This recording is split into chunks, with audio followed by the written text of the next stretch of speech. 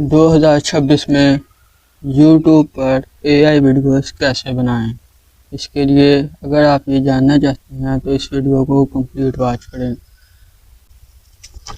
अस्सलाम वालेकुम दोस्तों, जैसे कि आपको पता है कि हम यूट्यूब पर दो तरह के चैनल बना सकते हैं, फेस कैम चैनल और फेस स्लैश चैनल।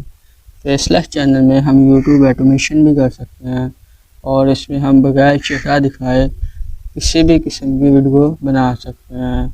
इसके अलावा फेस कैम चैनल में हम अपने कैमरे के सामने बैठ के, जैसे कि आपको ये मेरी वीडियो नज़र आ रही है, इस तरह वीडियो बनाकर यूट्यूब से अच्छी खासी इनकम जनरेट कर सकते हैं। तो आज मैं आपको फेसलेस चैनल के साथ यूट्यूब पर कमाई करने के बहुत से तरीके बताऊंगा और यूट्यूब पर फ्री एआई टूल्स की मदद से एआई वीडियो जनरेट करने के भी तरीके बताऊंगा। तो चलते हैं अपनी वीडियो की तरफ।